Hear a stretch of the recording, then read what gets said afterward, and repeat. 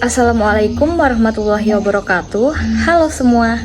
Perkenalkan, nama saya Maftuhatun Hoiriyah dari Program Studi Pendidikan Kimia Fakultas Keguruan dan Ilmu Pendidikan Universitas Tadulako. Nah, jadi video ini dibuat untuk memenuhi tugas mata kuliah Ikatan Kimia sebagai tugas ujian tengah semester. Di sini saya akan membahas tentang mekanika kuantum, yaitu teori Planck. Langsung saja ke videonya. Nah, jadi Max Planck adalah seorang ahli fisika Jerman yang pada tahun 1900 itu ia mengemukakan teori tentang kuantum, di mana Planck menyimpulkan bahwa atom-atom dan molekul dapat memancarkan atau menyerap energi hanya dalam jumlah tertentu. Nah, kemunculan teori kuantum ini yaitu melalui eksperimen yang telah dilakukan oleh Max Planck mengenai efek radiasi terhadap benda hitam. Menurut teori fisika klasik, energi adalah semata-mata fenomena yang terus berkelanjutan seperti gelombang. Pada teorinya, Planck berpendapat bahwa energi yang dipancarkan cahaya ini tidaklah kontinu sebagai gelombang atau disebut sebagai kuanta atau juga kuantum. Nah, secara tidak langsung artinya cahaya yang dilihat oleh Planck ini bukanlah hanya sebagai gelombang, tetapi cahaya yang dilihat oleh Planck ini yaitu cahaya yang bersifat sebagai partikel yang disebut sebagai foton yang biasa disebut sebagai dualisme gelombang. Nah, dualisme gelombang ini artinya cahaya ini bisa bersifat sebagai partikel dan juga sebagai gelombang. Nah, teman-teman, untuk foton sendiri bisa disimbolkan dengan gambar di atas ya. Kemudian, salah satu faktor yang mendukung kebenaran dari teori Planck atau kebenaran dari teori kuantum ini yaitu efek fotolistrik, di mana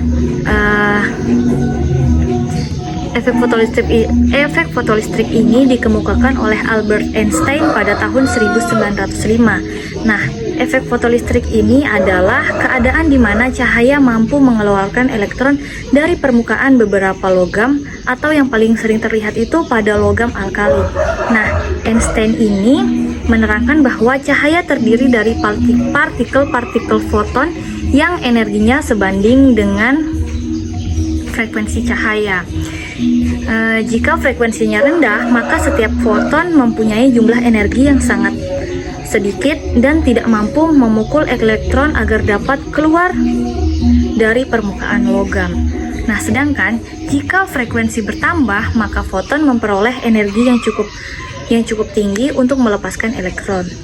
Nah, hal ini menyebabkan kuat arus juga ini akan meningkat. Jadi foton ini bergantung pada frekuensinya. Nah, Albert Einstein ini dia menyimpulkan bahwa energi foton atau kuantum berbanding lurus dengan frekuensi cahaya. Oke, selanjutnya kita masuk ke energi molekul pada tingkat energi tertentu. Nah, jadi energi molekul pada tingkat energi tertentu itu dapat dirumuskan sebagai En sama dengan NHF, di mana E merupakan energi molekul pada tingkat tertentu, N merupakan bilangan kuantum utama atau seperti 1, 2, 3, 4 dan seterusnya atau disebut sebagai bilangan asli, dan N juga ini biasa disebut sebagai jumlah foton, dan H merupakan tetapan Planck dengan nilai tetapan 6,63 kali 10 min 34 joule second, dan F merupakan frekuensi getaran molekul dalam Hertz. Selanjutnya yaitu untuk energi sebuah foton.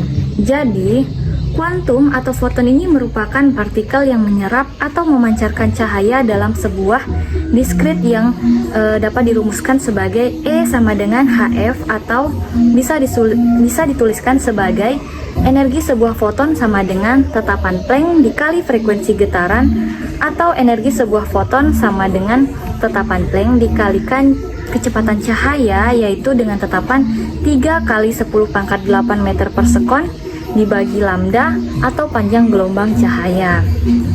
Nah, kan tadi sudah ada rumusnya, jadi mungkin langsung saja kita masuk ke contoh soal. Nah, contoh soalnya itu ada seperti di atas, yaitu saya bacakan.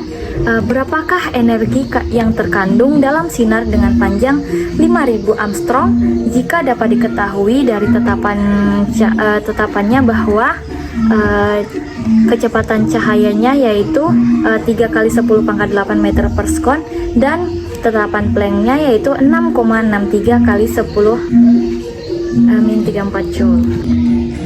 Untuk penyelesaian soalnya, kita tulis dulu apa semua yang diketahui. Jadi yang diketahui itu yaitu panjang gelombang. Tadi panjang gelombangnya yaitu 5000 Armstrong. Nah, yang kemudian yang diketahui selanjutnya yaitu C atau tetapan cahaya, yaitu dengan tetapan 3 kali 10 pangkat 8 meter per sekon. Kemudian kita ketahui juga tetapan Planck-nya dengan nilai 6,63 kali 10 min 34 joule sekon. Nah, yang ditanya itu yaitu energi yang terkandung. Nah, jadi kita menggunakan rumus E sama dengan H kali C per lambda. Nah, jadi langsung saja ya. Nah, jadi langsung saja kita masukkan nilai yang sudah diketahui ke dalam rumus. Di mana tadi yang kita sudah ketahui itu yaitu C sama dengan 3 kali 10 pangkat 8 dan H sama dengan 6,63 kali 10 min 34 dan lambdanya yaitu 5 kali 10 min 7.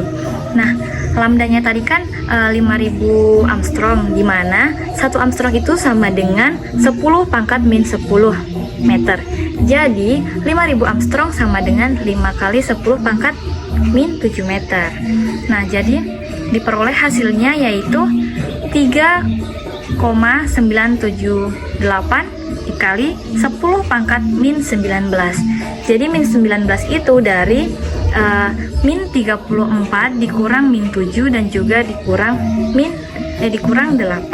Baik, mungkin hanya itu yang dapat saya jelaskan. Kurang lebihnya saya mohon maaf. Saya akhiri. Assalamualaikum warahmatullahi wabarakatuh. Selamat belajar.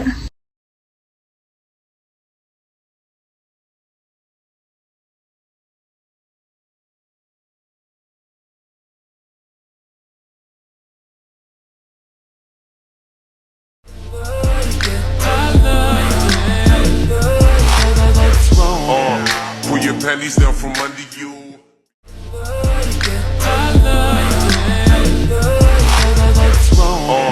Pull your panties down from under you.